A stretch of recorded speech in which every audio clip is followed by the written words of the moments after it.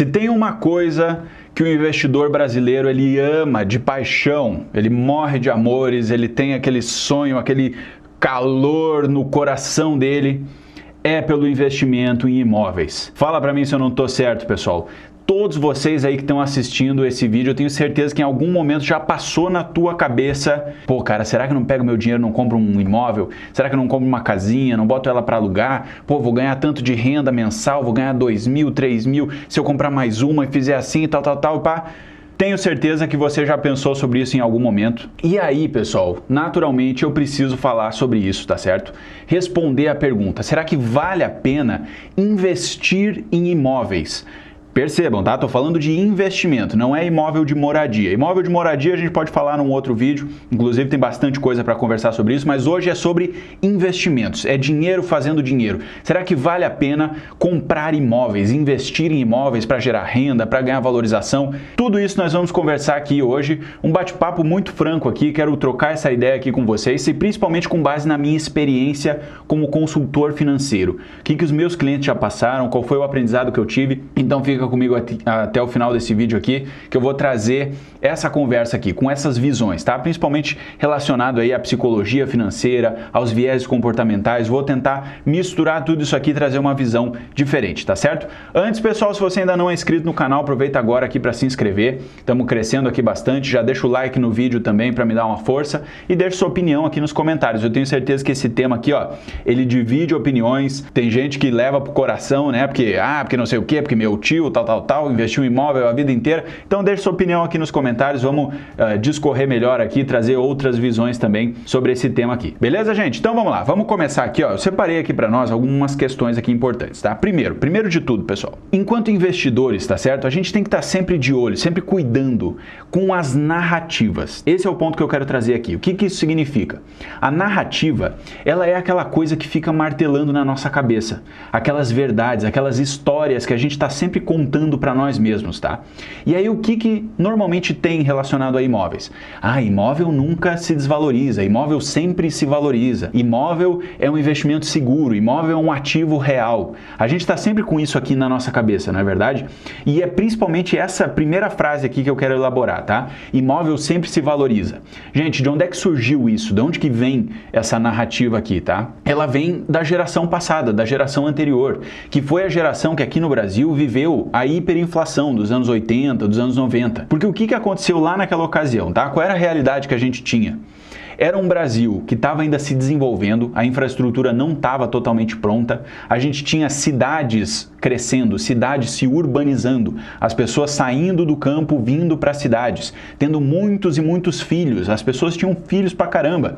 E aí, óbvio, né, pessoal, se a gente tem um movimento, né, migratório para os grandes centros urbanos, as pessoas vindo do campo, tendo muitos filhos, é natural que a demanda por imóveis ela aumente. E aí, se a demanda por imóvel aumenta, a oferta é restrita, obviamente, né? Então o imóvel ele vai estar nesse processo de valorização. Isso é verdade, isso aí aconteceu durante muitos e muitos anos. Nos últimos 50 anos a gente observa esse fenômeno acontecendo, tá bom?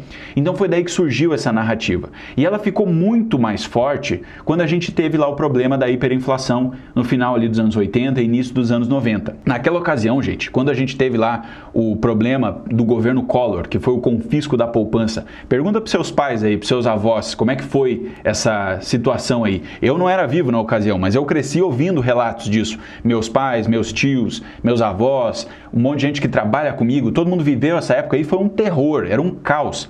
As pessoas tiveram dinheiro do banco congelado, pessoal. Naquela ocasião lá só existia a poupança, tá? Primeiro que começa por aí, só existia a poupança.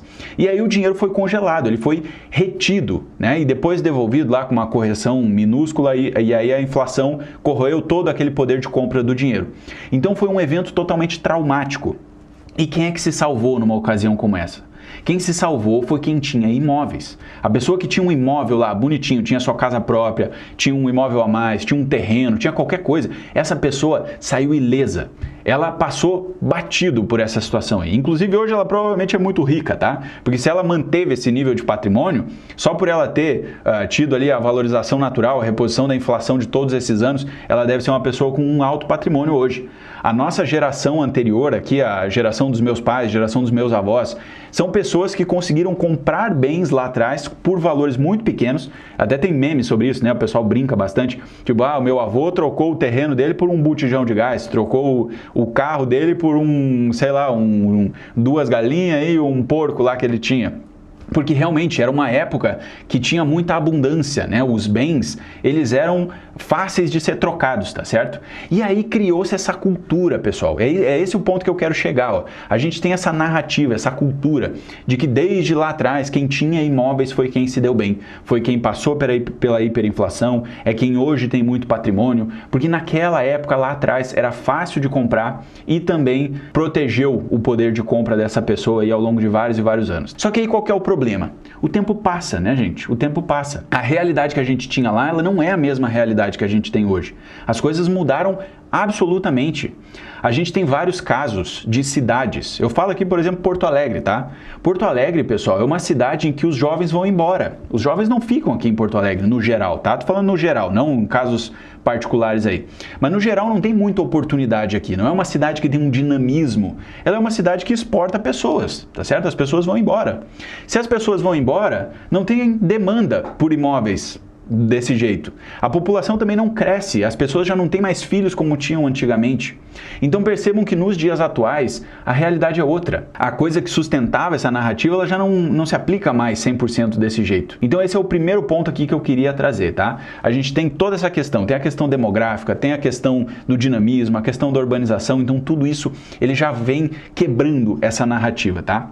Agora, antes de avançar aqui na minha tese aqui que eu estou discorrendo para vocês, tem um vídeo que o Fernando Urich, vocês devem conhecer o Fernando Urich, né? Eu acompanho bastante o trabalho dele, aprendo muito com ele. Já quero dar os parabéns também, porque ele fez um vídeo sobre esse tema algumas semanas atrás e ele trouxe uma análise muito completa, tá? Porque agora vão começar a surgir aí as objeções na cabeça de vocês. E é isso que eu vou estar trazendo aqui agora nos próximos itens aqui que eu separei no roteiro. O investimento em imóveis, ele vai ser bem sucedido ou mal sucedido, dependendo de várias coisas, tá?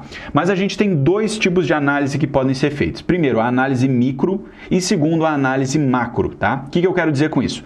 A análise micro, ela é sobre o imóvel em si, ela é a localização do imóvel, é a cidade em que ele está localizado, tá?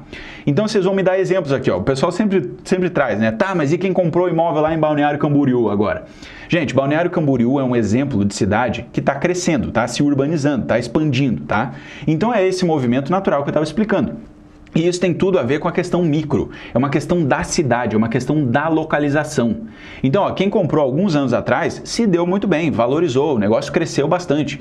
Claro que hoje em dia já tem muita especulação imobiliária ali, muita coisa que já está fugindo da racionalidade, mas que tem a ver também com esses ciclos imobiliários aí que a gente está falando, tá? Mas ali é uma questão micro, tem a ver com localização. Também vale, por exemplo, para Florianópolis, né? Floripa é uma capital que se desenvolveu bastante, atrai muita gente. Muitos gaúchos aqui, ó, tava dando exemplo lá, o pessoal vai embora do Rio Grande do Sul, vai morar em Florianópolis. Então, ó, o pessoal sai daqui, migra para lá, aumenta a demanda por imóveis. Se aumenta essa demanda por imóveis, o preço vai valorizar também. Então tem todos esses detalhes aí que tem que ser analisados, tá?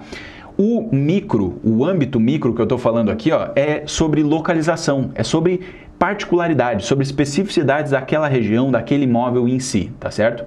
Então não é assim, ó, não é uma verdade absoluta. Ah, não, é só comprar um imóvel que tá tudo certo. Depende de onde que é esse imóvel. Se tu vai comprar um imóvel aqui em Porto Alegre, ou em São Leopoldo, ou em qualquer outro lugar aqui no Rio Grande do Sul, as suas chances são menores. Agora, você vai comprar um imóvel em outro lugar, numa região mais dinâmica, que está crescendo, Floripa, aqui o exemplo, Balneário Camboriú, aí é outra pegada, é outra ideia, tá certo? Então tem as particularidades da região, a análise micro que tem que ser feita, tá? E aqui vale aquela máxima, localização, localização e localização. Isso é tudo o que importa quando a gente está olhando para o micro de um imóvel, tá? E tem também o macro da análise que a gente vai fazer. Porque daí o que importa? O ciclo da taxa de juros, pessoal. O mercado imobiliário, ele depende altamente da taxa de juros. Se a gente tem um juro muito alto, os negócios não saem do papel. As incorporadoras não produzem novos prédios, né? Não fazem mais imóveis. O negócio fica travado, ele fica freado. Tanto porque ninguém compra, né? Porque um imóvel é um bem de alto valor, então as pessoas precisam financiar os imóveis, por isso a taxa de juros manda muito. Mas também as empresas precisam tomar crédito, elas precisam se financiar. Raramente um negócio imobiliário ele é feito 100% com capital próprio, né? Com dinheiro das pessoas, né? O dinheiro que a pessoa tem, ela já vai lá e bota tudo de uma vez num negócio imobiliário.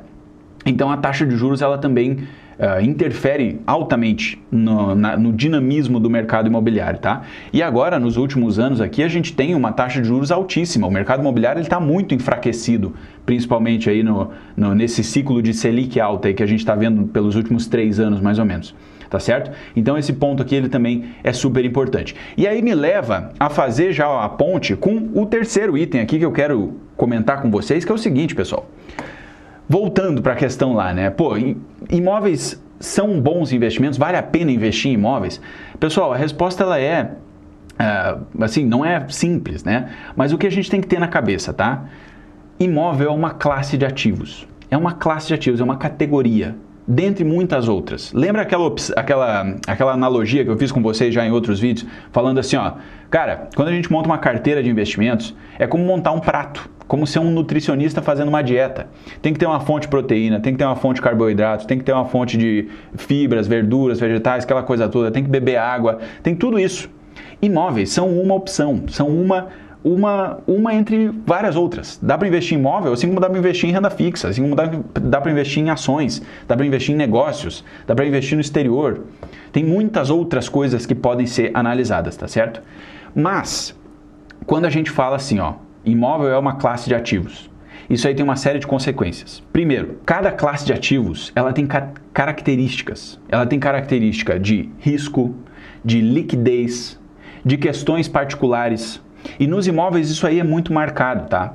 Tem aquelas coisas que são muito clichês, assim, eu acho totalmente clichê, mas vale nessa hora aqui que a gente analisa, tá?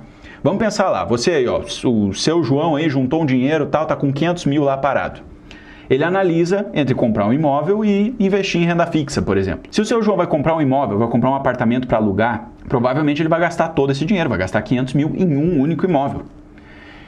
No fim do dia, ele não está diversificando. Por quê? Porque ele está botando todos os ovos numa cesta só, né? Ele está comprando um único imóvel, tá certo? Aí ele vai lá, comprou aquele imóvel, e aí digamos que ele se apertou lá. Pô, precisei de grana aqui, o que eu vou fazer? Vou vender só a sala? Vou vender só o banheiro? Não, ele tem que vender o imóvel inteiro. E aí ele enfrenta o problema da liquidez, que é uma das principais características do imóvel. Bota um imóvel para vender hoje em dia aí. Lá no prédio onde eu moro, gente, tem imóvel lá que está anunciado há mais de 3 anos. Eu vejo 1, 2 interessados ali a cada 6 meses.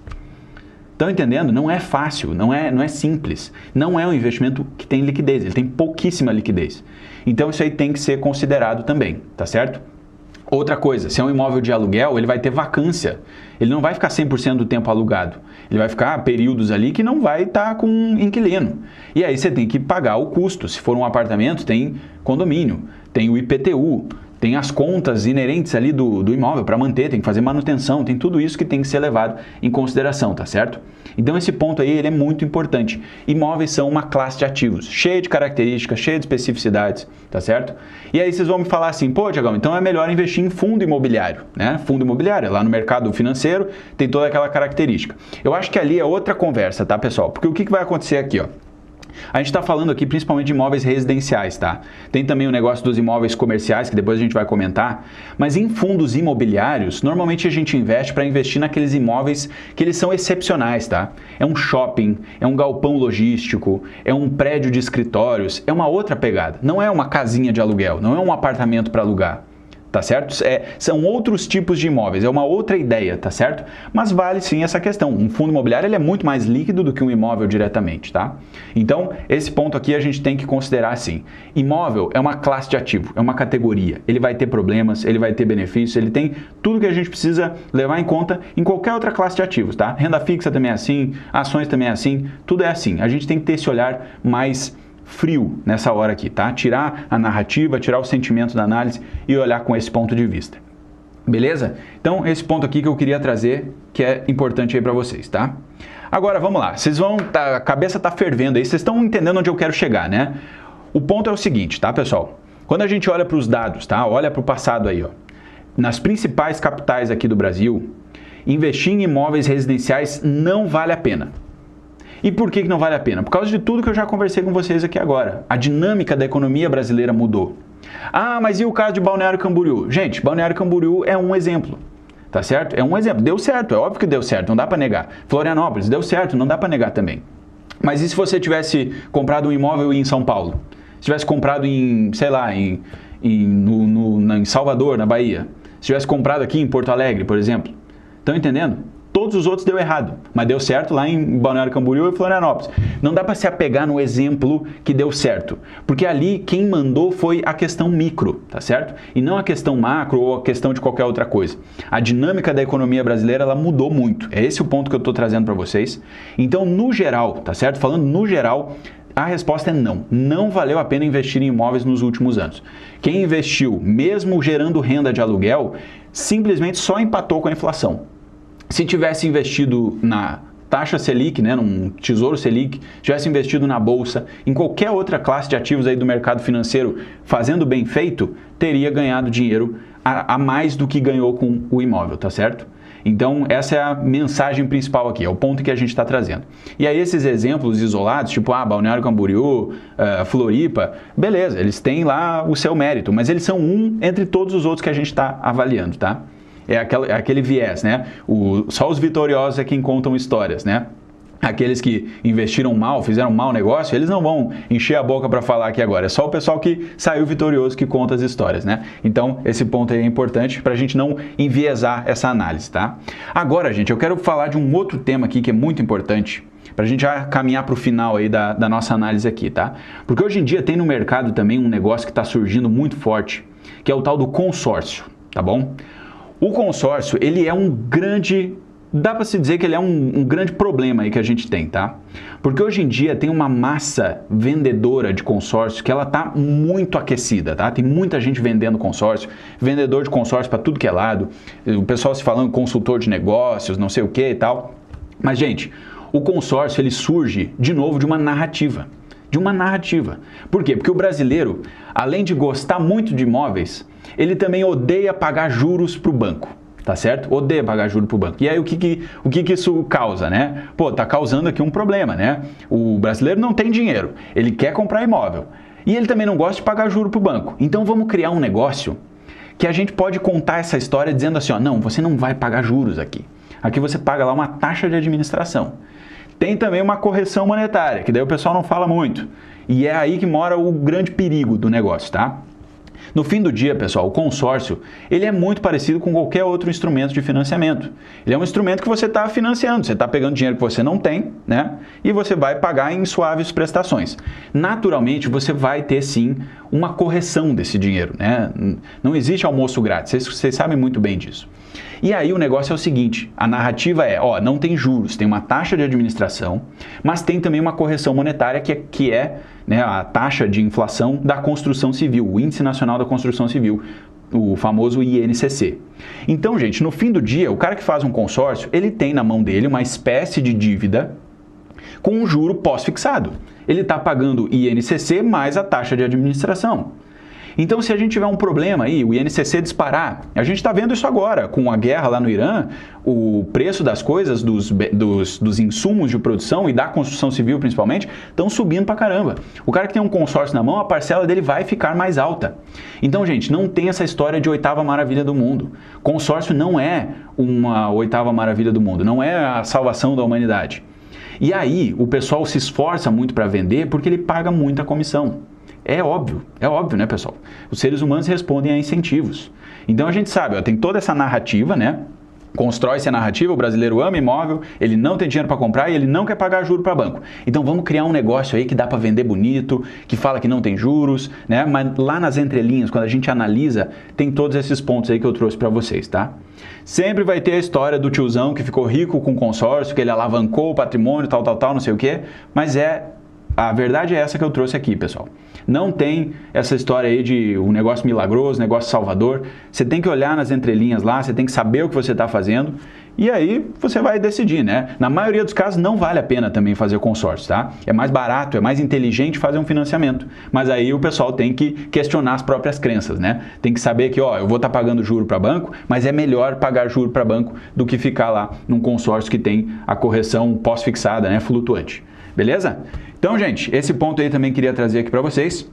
E agora, para concluir a nossa análise, então, trouxe várias coisas aqui, já dei algumas respostas, né? Mas eu quero falar o seguinte, direto ao ponto. E aí, Tiagão, fala lá, vale a pena ou não vale a pena investir em imóvel, então? Gente, imóvel, diretamente, não é um investimento para qualquer um. Essa é a minha opinião, tá certo? Por quê? Porque tem gente que consegue ganhar dinheiro com imóvel. Tá certo? Tem gente que consegue, tem gente que tem um patrimônio maior, tem gente que tem capital, tem gente que tem conhecimento, tem gente que é do ramo, tem gente que gasta energia e é da competência daquela pessoa fazer investimento imobiliário. O cara sabe, ó, ele tá vendo uma pechincha lá, ó, apareceu para ele, ele foi lá e comprou e ele conseguiu rentabilizar o patrimônio dele.